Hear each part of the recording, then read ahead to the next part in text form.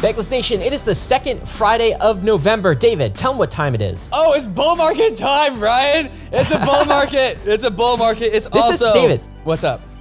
This is a special edition of the weekly roll-up, and you told me not to ruin this title, this theme for you, so I'm not going to do it. Go, you say it. It's the We Are So Back edition of the Friday Bankless Weekly Roll-Up, where we cover all the weekly news in crypto, especially focusing on the markets this week, because God candles are happening, coins are moving, we're getting the double-digit price movements, markets are alive, and NFTs are no exception to that. Everything is up. Every single listener of this podcast has more money today than they had last week. So congratulations, pat yourself on the back. I declare that we made it. We made it through the bear. We made it. The bear's over. You're saying it? Bear's over. It's official now? It's official.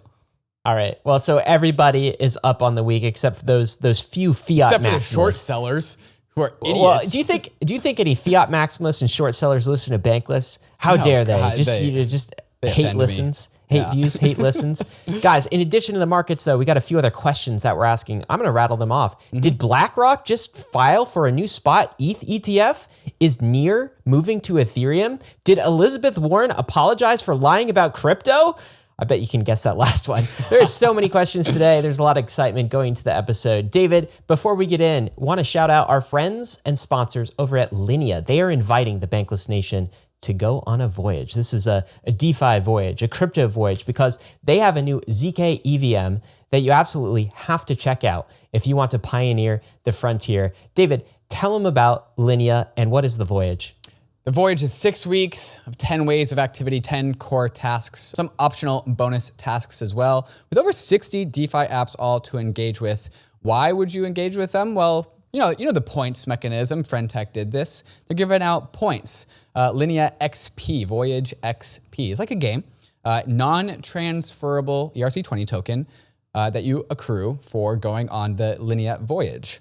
So there is a link in the show notes to explore what is a new ZK EVM layer 2 on the scene. So you can collect some Linea XP by doing the Linea Voyage. There's a link in the show notes. I think this is where we're going to spend the bull market, David, is on roll-ups and layer 2s because Ethereum gas fees are going up, my friends. Oh, they are not low. We got to migrate. But let's talk about the markets. All right, these charts look so beautiful today. This is the Kraken Bitcoin chart from Kraken Pro.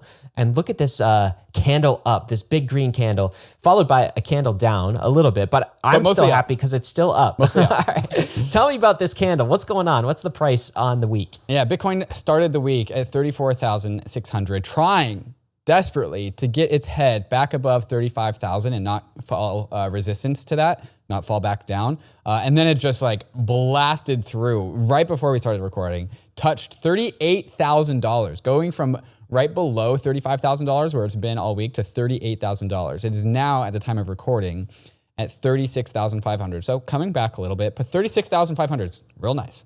It's really nice. And this is the highest Bitcoin has been. I mean, I'm just scrolling out on the Kraken charts here. For like 24 months? How long has it been? I got to keep scrolling. It's been a very long time. You can't probably keep on scrolling about because your candles are 1 hour candles. So if you go up to the top left and hit 1 day, this is how you use Kraken charts. This is how I trade. Okay, yeah. Here we go. So look at that. Look at the line. See where it intersects. May of 2022. Okay. So we killed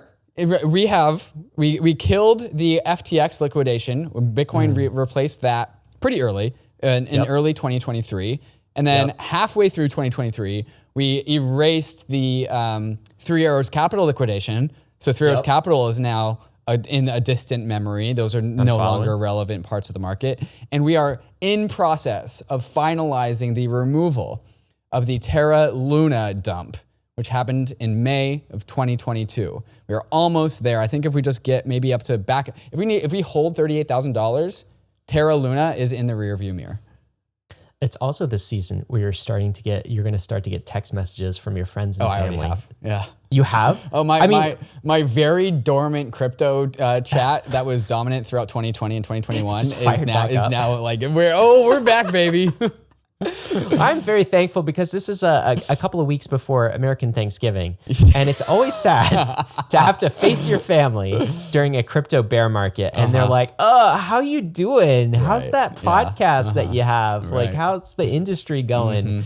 And I'm going to have a big smile on my face this year, I think, for Thanksgiving. Of course.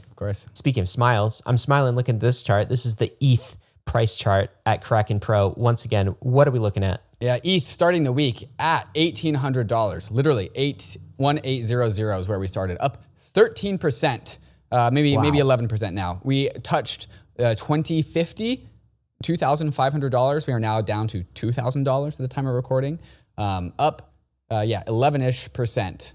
So big bullish. Okay. ETH 2K And 2K ETH. ETH above 2K. The last time it was above 2K was that same time. pre-Do Kwon era. Okay, we are in process of erasing Do Kwon from history. David, do you want to kill the ratio this week? Or do you want to talk about it? Look at the this. ratio has a very large green candle on it. The ETH Bitcoin ratio up 5% to 0.055, up from where it was dabbling with below 0.052. So all right, but you got to explain this. ratio. You got to explain this candle, all right? And we can. It goes back to the question I asked at the beginning of the show: is BlackRock filing an Ether ETF? I think this is why we're seeing a candle in the ratio. And again, a candle in the ratio, ETH Bitcoin ratio, means ETH is appreciating relative to Bitcoin. Faster than Bitcoin.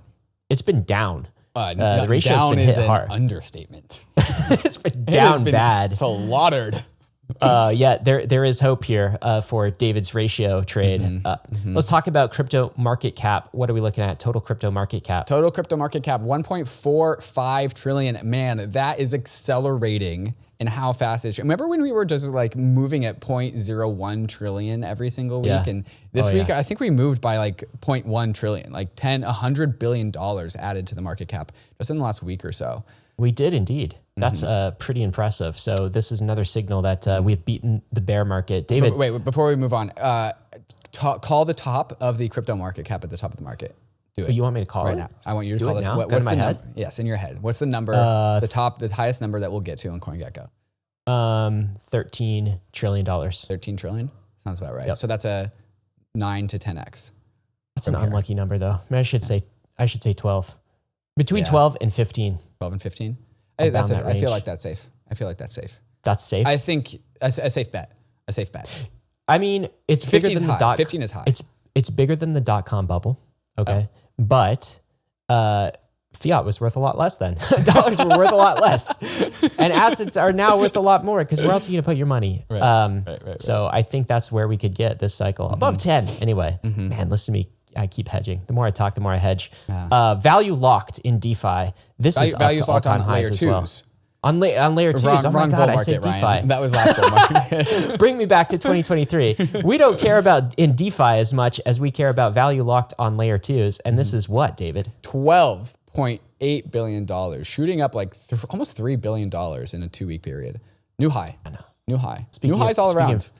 We Everyone just pat yourself on the back. Can we go back to the fact that we all made it? Just pat yourself on the back. You are literally, he is literally, guys, patting himself on the back. Like, when people say that, they do don't it into the microphone. Absolutely giddy on Bankless this morning. Let's talk about some big movers on the week, some coins, some tokens that moved big. This is, if you sort by 7-day, number one, you get a token called Illuvium. And it's been a long time since I've heard the name Illuvium, but this was a crypto native game, I believe, and still is. Why is this up almost 65% on the week? They actually had a release, a catalyst. And I just love it when the number one mover on the 7-day on the CoinGecko top 100 chart is because of a catalyst and not a meme. If you go back to the chart, like we're going to talk about the big movers: Illuvium, Link, IMX, Polygon, and Coin. There are others, like we're not going top 5, for example, because Kaspa token is up 63%, followed by WeMix token at number 76 on the chart. I just don't know what these are. And so of my editorial discretion, I will ignore them. If the Thorchain people were disappointed in Bankless for not covering Thorchain, that's fine. I'm sorry. I just don't know much about Thorchain. But that could be included, but we didn't. I'm sorry. Okay, back to Illuvium. coming in at 66% up on the week because of a catalyst, an actual release. And so beta PvP is coming. And Illuvium is like kind of this Dungeons and Dragons type game, but if you win crypto, you win money. And it's in the Epic Game Store. Illuvium is in the Epic Game Store. Oh, that's it. We took a while to get to that. So the big announcement is Illuvium is now in Epic in the Game Store. Yes. And I just love the alignment that Epic has, because Epic is suing, or has attempted to sue both Apple and Google for their like monopoly over their own relevant app stores because of all the pay us 30% tax. Illuvium, I think, is going to become, Epic Games is going to be, I think, perhaps a big ally of Web3 gaming, shown here by the fact that Illuvium is now in Epic Game Store, and it's a crypto-enabled game, up 66%. Congratulations to Illuvium and all Illuvium holders. How about Link? Link. Okay, so interestingly, Link is one of the ones that has a Grayscale trust associated with it, not just like GBTC or ETH from Grayscale. And the Grayscale Link trust is trading over a 2x premium versus Link. And this by the way, that means it's an absolutely terrible product, by the way. It does mean that. It does mean that. But nonetheless, like, this is showing that people who don't want to go buy Link directly through like Coinbase or Kraken or on Uniswap or whatever, they're just buying the Link Grayscale trust in their TradFi brokerages. And that's creating over a 2x premium versus actual Link, which is how the last bull market started in 2020 with the Grayscale Bitcoin trust being at a premium for so long. So this is dragging up the actual price of actual Link. So coming in at number 2 of our big movers of the week at 33% is Link. Link. And you have rotated into Link, it looks like, and you updated your disclosures page. Yeah, I bought some right before this. The perfect timing was so perfect. Yeah, I mean, David switching bullish Link. I don't know. I'm now a Link. I wouldn't have thought this could happen, but it happened. The arc is funny. This is you've seen this profile picture, right? This is when they used to make fun of you for being such a Link ignoramus. It wasn't even about Link; it was about frogs. The frogs still remember. I think the nuance is lost on the frog community here. Okay, another token that's up, IMX, up 33% on the week. And I think as a result of another announcement with a gaming studio here, Ubisoft has partnered with IMX. Pushing IMX up 33% on the week. Followed up by Polygon. After IMX, we got Polygon up 22% on the week. Why Polygon? Actually, did you know, Ryan, that Polygon has more Polygon SuperNet, which is like their version of the OP Stack chains, than Optimism has OP Stack chains? I did know that. Yes. Polygon is absolutely crushing it on a biz dev perspective. I think it's one of the untold stories. Yeah, so the immutable ZK EVM, the one that we just talked about, which has the partnership with Ubisoft, that is a Polygon ZK EVM chain. And so we have like these two gargantuan, like the immutable business development arm, so strong, followed up by Polygon's BD arm as well. And so, I mean, Canto, Aster, just like so many different new ZK rollups built on Polygon. There's more Polygon ZK rollups coming up later in the show. There's a big announcement there. So that's Polygon up 22%. And then last of the movers of the week, this is not a crypto token. This is called a coin. It's called Coinbase, up 20% on the week. It's where people are just getting exposure to crypto as kind of an index. Lastly, David, NFTs might be awakening. Oh, yeah. This is NFTs are NFT alive, volumes. Dude. Yeah. Third day straight of recent highs here. So, wow, I thought the JPEGs were dead. That's what I've been told, but looks like they're having a bit of a resurgence here. JPEG's not dead at all. There's a lot of graphs here in this one tweet that are all pretty good. CryptoPunks, $100,000 floor. Regaining $100,000, 55 ETH. Denominate in ETH, sir. Is that up in ETH terms? 55. Oh yeah. Okay. I feel like it was like 45 to 50. It was 45. 45 was at the bear market low. We are now at 55. Not that I track. I have told Ryan to buy a CryptoPunk at like the lowest of lows, like 3 times in the last bear market. And he's like, I don't want to do it. It's a JPEG, guys. Don't buy a JPEG. It's like more than a validator. It's a crazy town. David, that's enough crypto for now. Okay, we'll come back to it, but let's talk TradFi for a minute. You know what my favorite yield farm is this cycle? No, there aren't any good farms. Actually, yeah, there is. There's a great one. It's brought to you by Jerome Powell. It's called TradFi money markets. Trad farms. Yep. You deposit your dollars in. You have to convert it to this non-ERC standard. It's called like a bank dollar. And then you put it in a money market and you get 5%. It's a fantastic source of yield here. And this is Eric Balachunas saying that officially, this is the year of the money market mutual fund. These once boring, but now sexy because they yield 5% funds utterly dominate the leaderboard. This is the money market funds dominating. And you know what I kind of realized going to this section, David, is my entire adult life was mostly spent here. This is the Fed funds rate, okay? Same. And I'm looking at, 2010s all the way to up to now. And the interest rate was nothing, like nothing, zero. Like, capital was free. And so you talk money markets, like who cares? I mean, I'd rather have like cash, savings accounts and banks. Like what is that? It doesn't exist. And now we're resetting to something much closer to normal in these 5% rates. And this is the modern yield farm is in TradFi right now, David. Can you go back to that money market chart? Can I give you my take about this? Yeah. So we're looking at flows into these different money markets like Charles Schwab in millions of dollars. Like these are massive amounts of money because this is not the risk-free rate, but it's like the collection of risk off yield that has been sucking risk markets dry for the past 2 years. I would call it the risk-free rate. I mean, the Fed funds rate, effective rate, is risk-free rate basically for the dollar, for capital. Sure. This has been the gravitational black hole of capital, sucking money away from markets ever since the Fed started hiking in March of 2022. And so we're seeing these flows go in here. My interpretation, my take for what this is a gas tank that has been filling up and up and up with all of these funds like TradFi yield farming going into these money market funds. As soon as the Fed pivots, this is energy ready to go back into the markets. Yeah, this is jet fuel. This is market jet fuel.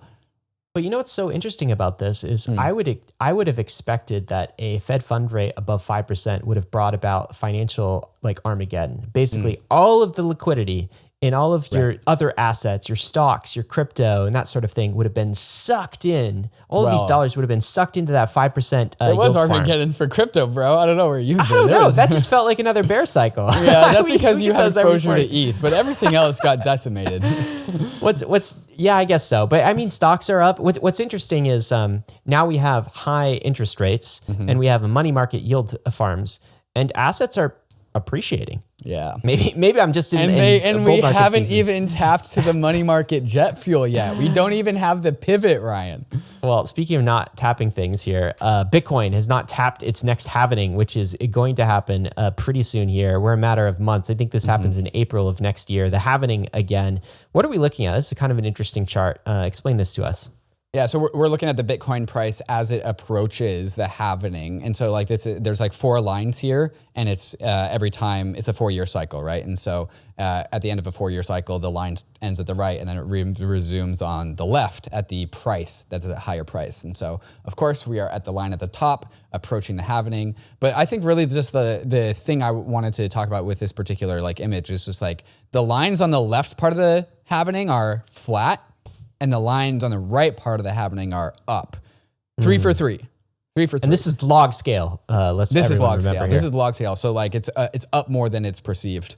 And so like all of this excitement and exuberance that we're seeing in the markets and you're hearing in my voice so far on this episode, you ain't seen nothing yet.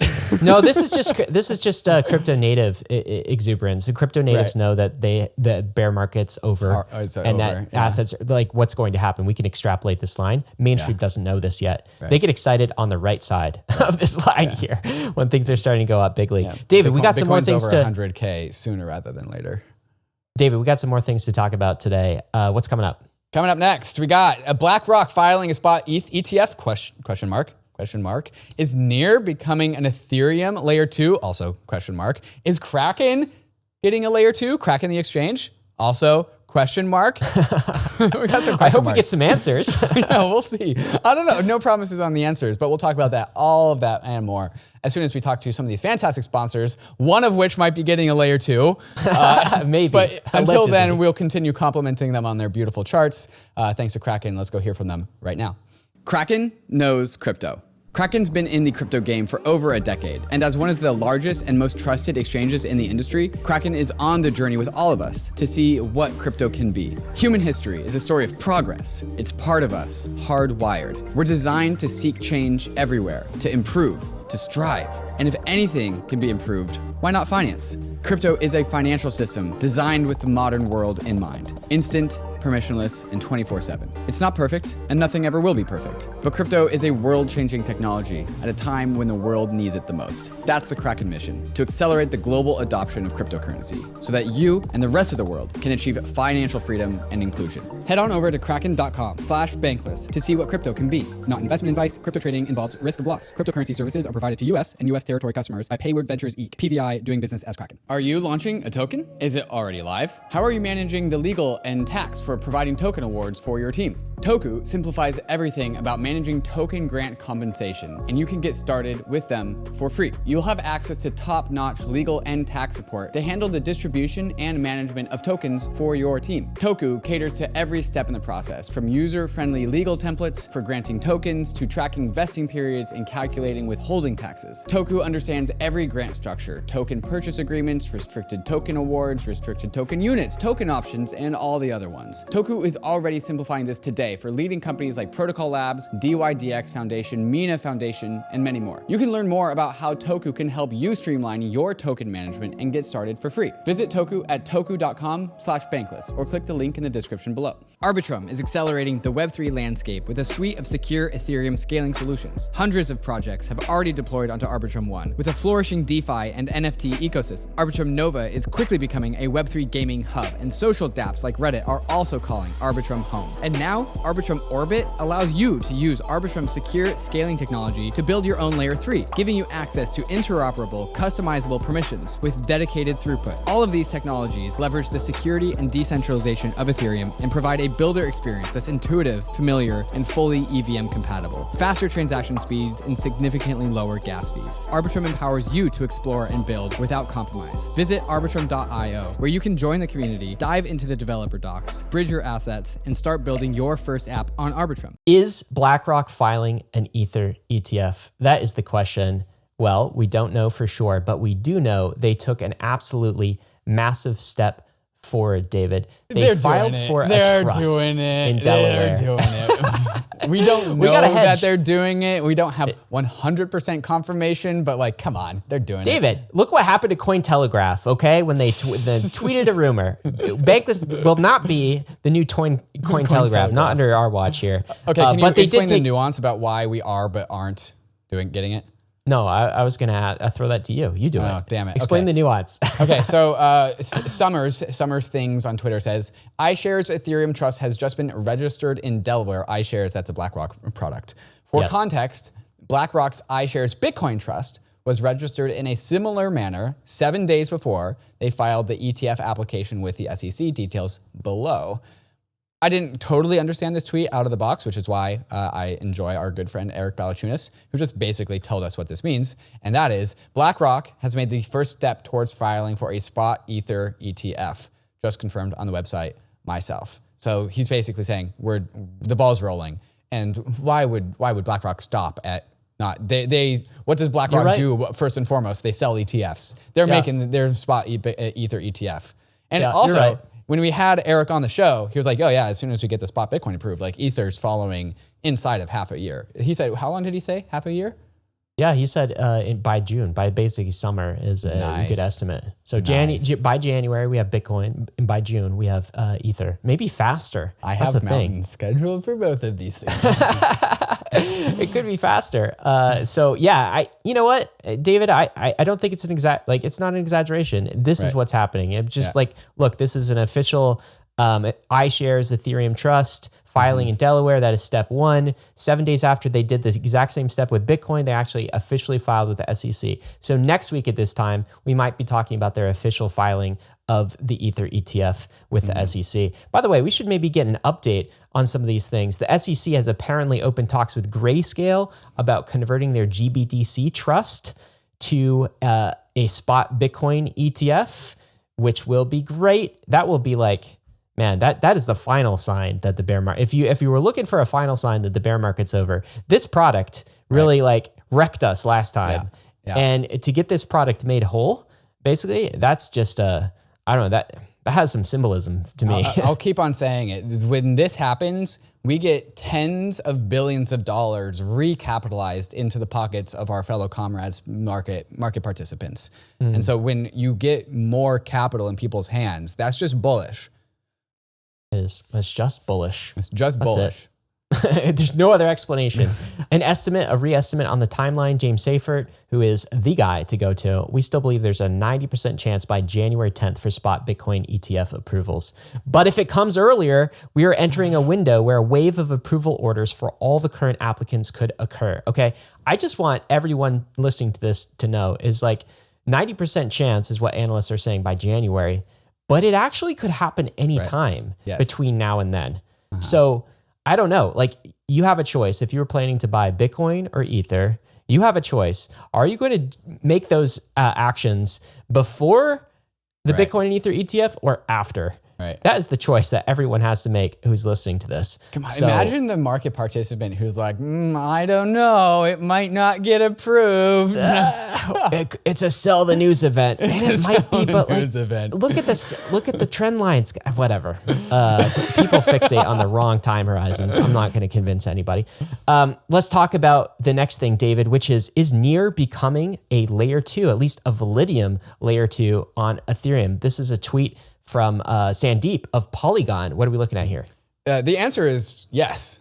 Near is migrating to become a Validium layer 2 on Ethereum in collaboration with Polygon, but not using the Polygon ZK EVM. Interesting. A little bit of a curveball. Okay, so just to set the table straight. Near is settling on Ethereum. Near is turning into like another layer 2, just like Optimism, Arbitrum, etc. Data availability is staying on Near, but they're becoming, so like Near is turning into a data availability platform. Wait, is that official? So Near is going to use Ethereum as its settlement layer? Is that 100% official? Yes. Wow. Near's settlement layer is now Ethereum. They get all the assets, all the liquidity, gets to plug right into the Ethereum economy. And so rather than compete against Ethereum as a settlement layer, they're competing against Polygon, Avail. They're competing in some ways against Celestia, EigenDA, EigenDA. They're competing on the layer of data availability layer. I guess they're competing against Ethereum for data availability as well, but not for settlement. Correct. Okay. But importantly, like if they're collaborating with Polygon, but they're not using the Polygon ZK EVM chain development kit, like their version of the OP stack, right? What are they using? And so there's a new CDK, and they're building a ZK WASM prover, which allows any WASM chain, which is a web assembly, is technical stuff, I don't get it, to prove on Ethereum and have layer 2 security. So there's a new CDK coming to market is like my interpretation. What is a WASM, ZK WASM? It's a prover, generates zero knowledge proofs that native WASM execution is correct. If you understand what this means, then you understand what this means. If you don't, then you don't. I don't have any more help for you. Okay, David, so here's a quote from somebody in the know on what this actually means. I thought it was a good summary. The Near protocol is becoming Ethereum aligned by becoming a Validium. Near and Polygon are building ZK WASM, which allows not only EVM chains, but all WASM chains, which is what Near and many of the Cosmos chains actually are, to become Validiums.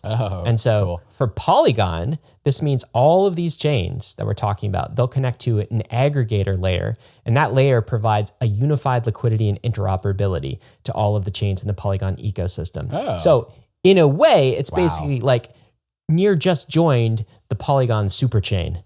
And are also adding to the modules of the Polygon superchain to make it more accessible for further chains to join the Polygon system. Correct. Okay. Yeah. That's big, right? That's big. That's big. Yeah. It's definitely one of the reasons why Matic is one of the movers. The movers of the week all have catalysts. It's all fundamentals. There's a reason. There's a reason. I love that. I love this part of the market. No, it's a very I don't know, refreshing list of movers this week. few weeks from now, I mean, we cut off all the ones that we don't understand and don't want to talk about. That's true. Okay, well, let's talk about this last thing. There is a rumor going on that Kraken will have its own layer 2. And of course, you guys know Kraken is a strategic sponsor of Bankless. So naturally, we asked them about this. Hey, Kraken, when's the layer 2 coming out? Tell us about it. They couldn't tell us anything. All right. So their lips are sealed. So we don't know anymore. We tried. Than this story. we tried for you guys. But basically, Kraken said to seek partner to help build itself a new layer 2 blockchain network. That is the headline in CoinDesk. It looks like they're talking to maybe Polygon. They're talking to Matter Labs. They're talking to the NIL Foundation, a bunch of others. That's what the rumor mill is spreading. So I'm sure Kraken is just looking at what Base is doing and its success and just saying, hey, we want one of those. We need one of those. Let's go build it. So I'm very bullish if that comes to pass, because these would be the 2 largest US-based exchanges who have their own layer 2 networks. I don't know. I won't be able to contain myself at that point. That'll be very exciting. Can I make a prediction? Yeah. I think they're going. It's our show. You're totally. I think I will. I think that they are going to choose Polygon. Do you know why? Huh? Yeah. Okay, why? Because Polygon is purple and so is Kraken. Shut up. We don't have a purple chain. We don't have a purple chain waited yet. for that prediction. Yeah, that's why. Yeah, that's why. Bullish purple. Yeah, bullish purple. David, what's next? Coming up next, we got the Wall Street Journal and Liz Warren to talk about. Did they capitulate yet? Or has someone else entered the fray? Also, extremely spicy story. Was Jump Capital in bed with Terra Luna all along, well before the collapse? Someone from Jump Capital pleaded the fifth in court, which I think kind of tells a lot. We'll talk about that as well. And have you ever wondered why the SEC doesn't have the will or expertise or desire or understanding to regulate crypto? Well, yes, some nights I have, David. You have under this? Well, I've got an answer for you, Ryan. So we'll talk about all of this and more. But first, a moment to talk about some of these fantastic sponsors that make this show possible. Have you opened up your MetaMask portfolio yet? Because it's all green in there. Go check it out. There's a link in the show notes.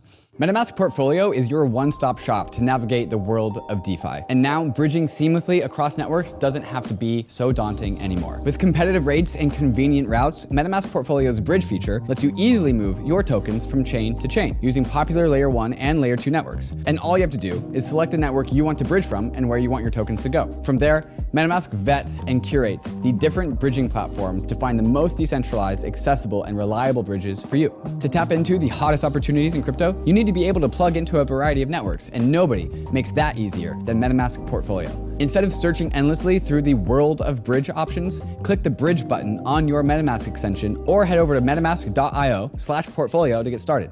CELO is the mobile-first, EVM-compatible, carbon-negative blockchain built for the real world. And now, something big is happening. Introducing the CELO Layer 2. It's a game-changing proposal that's going to bring CELO's rapidly growing ecosystem home to Ethereum. Vitalik has shared his excitement for the CELO Layer 2 on the CELO forum, so has Ben Jones from Optimism. But why? The CELO Layer 2 will bring huge advantages, like a decentralized sequencer, off-chain data availability, and one-block finality. What does all that mean? Rock-solid security, a trustless bridge to Ethereum, and more real-world use cases for Ethereum without compromise. And real-world adoption is happening. Active addresses on CELO have grown over 500% in the last 6 months. With the CELO Layer 2, gas fees will stay low, and you can even pay for gas using ERC20 tokens. But CELO is a community-governed protocol. This means that CELO needs you to weigh in and make your voice heard. Join the conversation in the CELO forum. Follow @CELO.org on Twitter and visit CELO.org to shape the future of Ethereum.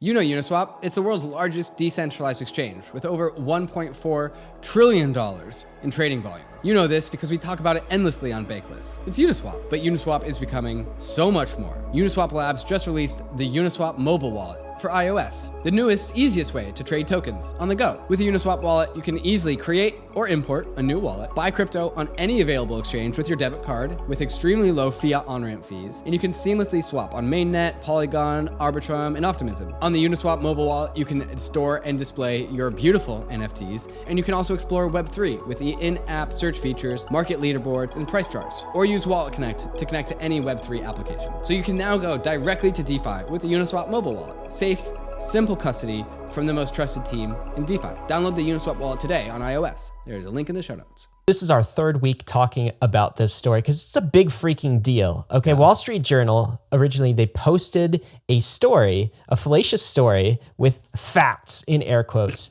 that crypto funded Hamas to the tune of between $90 million and $130 million. Elizabeth Warren and some other members of Congress, approximately 20% of them, then signed on to a letter to the White House saying, we've got to stop this. Crypto is bad. We need to put in place some anti-crypto measures to stop terrorist financing via crypto. It turned citing out, the Wall Street Journal. citing the Wall start. Street Journal. Yes, it turned out all of this was factually false, otherwise It known was as a lie. 99% factually false. Yes, otherwise known as misinformation. Yeah. The Wall Street Journal issued this puny retraction, not very much, but basically the sleuthing community of citizen journalists held them to task, led by Nick Carter. Now we're on week 3 of this story. What is happening? Has Elizabeth Warren issued an apology yet? Have they rescinded their letter? Have they corrected the record in any way? Have they said, I'm sorry? Not in the slightest, Brian. Instead, we have Forbes coming in with a new article saying how misinformation on Hamas and crypto fooled nearly 20% of Congress. Basically, an article that's more or less pantsing anyone who signed that letter. With some pretty damning comparisons, saying that Uncle Sam has a history of making big mistakes based on bad intelligence, such as the Gulf of Tonkin incident, which caused the Vietnam War, and false reports of weapons of mass destruction in Iraq. I remember that one. Just absolutely damning comparisons. And then goes and gives the crypto side of the story finally a voice inside of Forbes. It's not the Wall Street Journal. Nothing wrong with Forbes, but it's not the Wall Street Journal.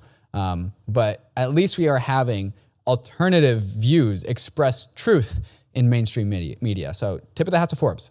Thank you for picking this up.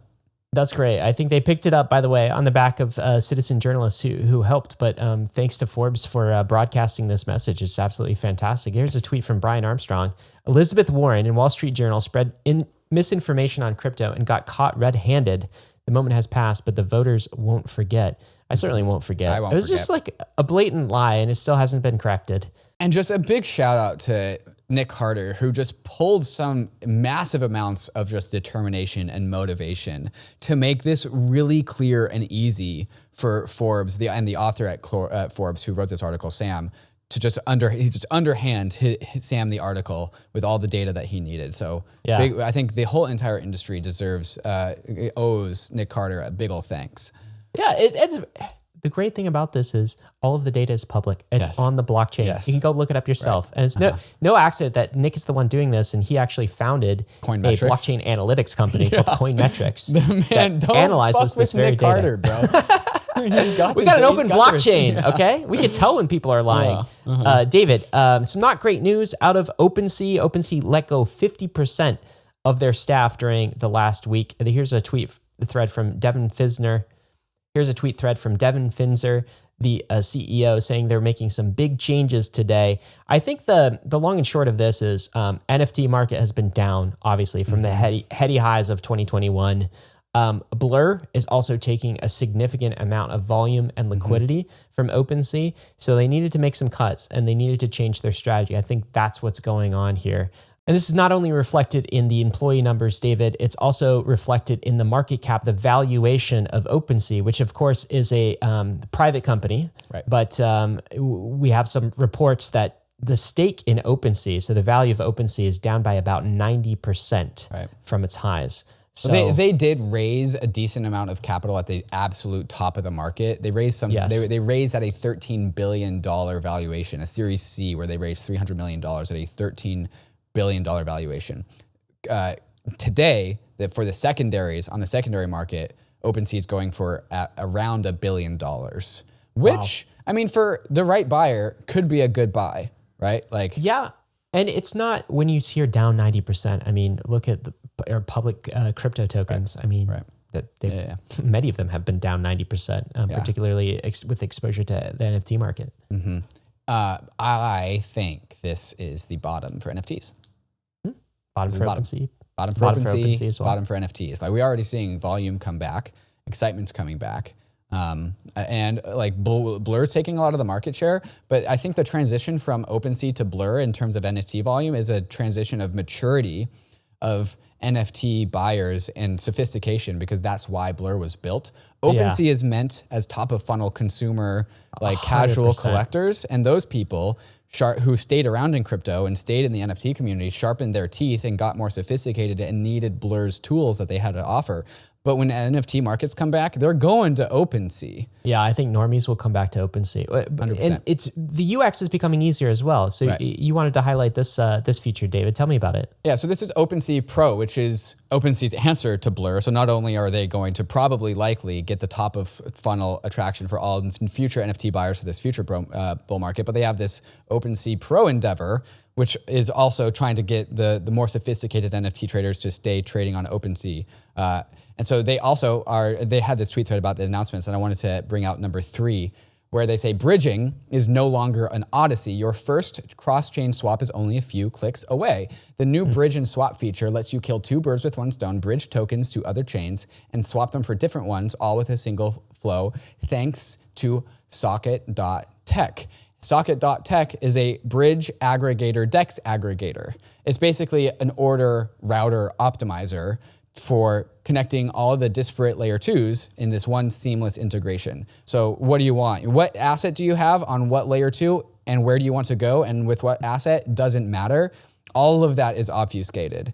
And so this is coming and being a part of the sexy, awesome UI and user experience that is OpenSea Pro.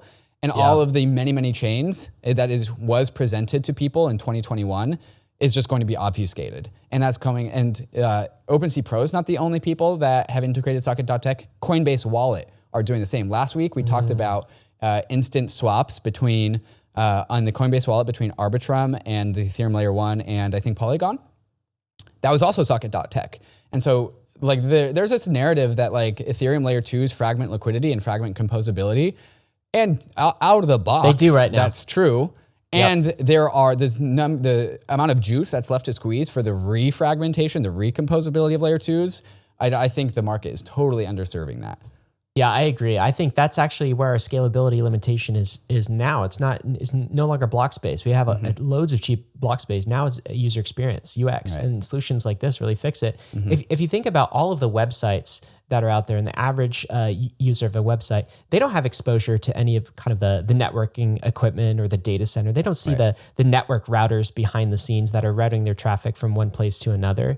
And that's essentially what this is. Like Socket.tech is like a value router, and it's going to exist behind the scenes. No OpenSea user is going to be like, oh, what value router? Just Socket.tech just transit. They don't care. They'll just click a button and get the asset that they want to purchase or sell the asset and all of these routers will happen beyond the scenes. That I think is the new frontier, is solving these UX challenges. And I am so confident that we're going to solve them. Like at some level, they're easier challenges, I think.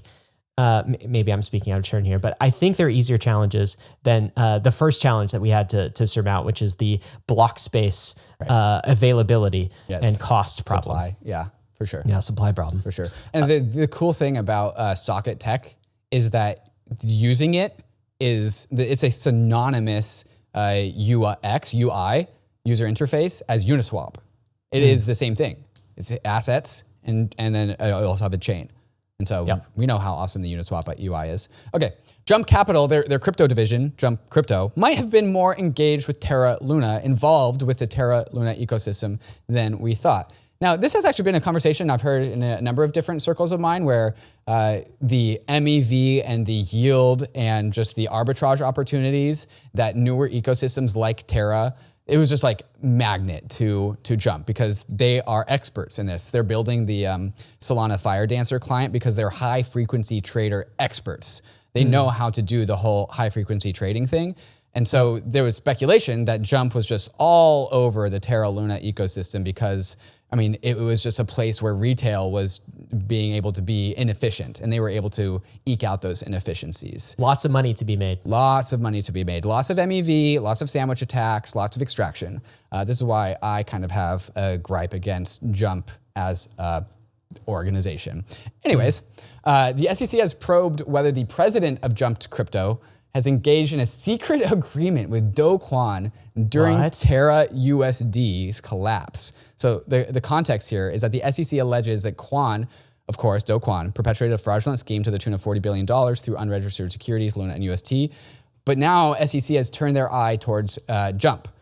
So Kwon and the Jump CEO apparently penned a deal on May 23rd, 2021, 1 year before the ultimate collapse of Terra Luna, because there was this week of UST instability because the UST peg was at risk of collapsing, just like it did a year later, but this time at like 1/100th or 1/10th of the market cap that happened a whole entire year later.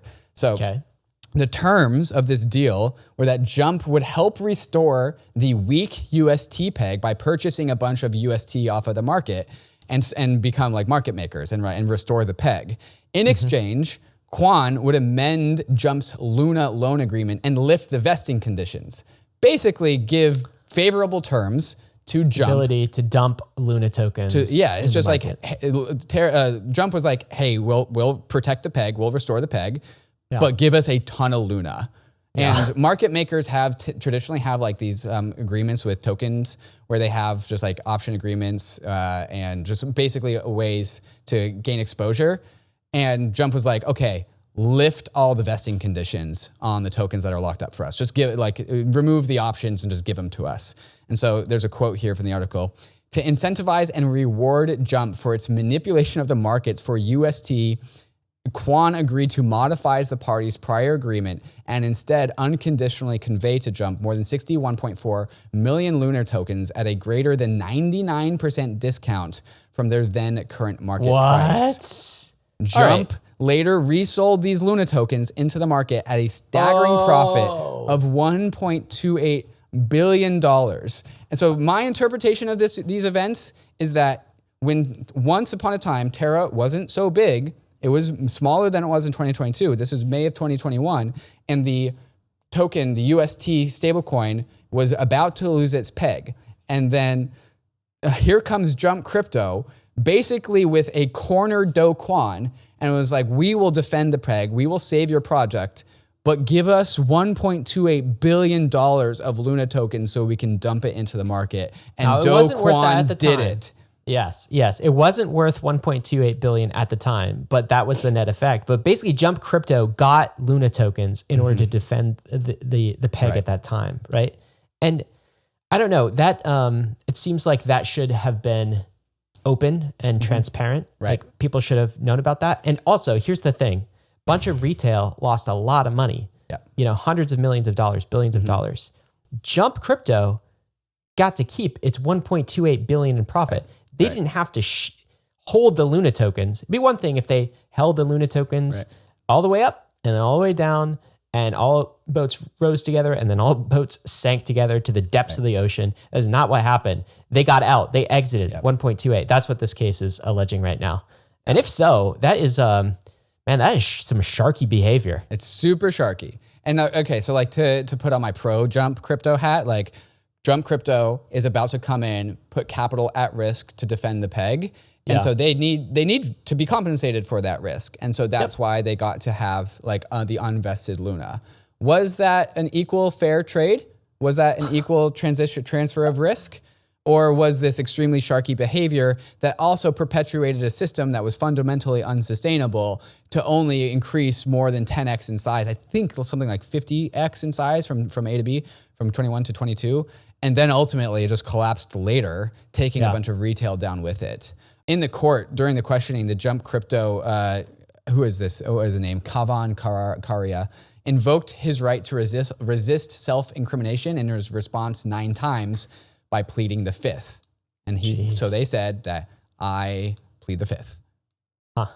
Well, I definitely don't trust the SEC, given its lawsuits, but I also don't trust Jump Crypto. Nope. And what's gone on here. So we'll have to see. I generally stay away from Jump Crypto because they are more sophisticated than me and they will fleece me if they have the opportunity. Is my opinion. Totally will. Is it my opinion? David, do you see this? This is interesting to me. The U.S. is proposing a bill. There's a U.S. bill, at least, being proposed that would outlaw government use of China-made blockchains and Tether Tether's USDT. So I took a look at this. I don't know whether this bill will move forward or not, but the aim, according to it, is to ensure the nation's foreign adversaries do not have a backdoor to access critical national security intelligence and Americans' private information. It's sort of along the lines of the U.S. government's ban of government employees from using TikTok, which happened is basically, China surveillance sites. What's interesting about this to me, and kind of the takeaway for this is, I think this type of thing will continue to happen in crypto, particularly to the centralized actors. Like others have observed this, and this has been a growing trend over the last decade or so, the balkanization of the internet, where you have sort of a Western liberal democracy internet, American internet, that kind of thing. And you have China's version of the internet, and you have other versions of the internet, and they're all kind of firewalled from each other. I think something similar can and will happen to the centralized elements of crypto. So it'll happen with exchanges. We're already seeing it. The US clearly doesn't want Binance to play in US markets. They clearly don't. They probably don't want Coinbase to play in China. The CCP does not want Coinbase to play in China. So there's going to be a balkanization of our centralized exchanges. We're already seeing that happen. I think stable coins, at least dollar-backed stable coins that are bank coins, bank IOUs, they'll have the exact same fate. And so that's just probably the outcome. What I think does really well, though, is our decentralized crypto native assets. 100%, bro. Okay. When the walls go up between our nation state Web 2 layer of the internet, but simultaneously we're building this underground, interconnected, global, credibly neutral financial layer that just seeps around the walls of nation states. Where do you think capital is going to grow? Exactly, because there cannot be a Bitcoin version for China and a Bitcoin for the US. There's China, just Bitcoin. United States. There's not an Ether China and an Ether the rest of the world. There's just Ethereum. There's just Ether, and it works because this is a decentralized, credibly neutral network. The way there's just one TCP/IP type protocol.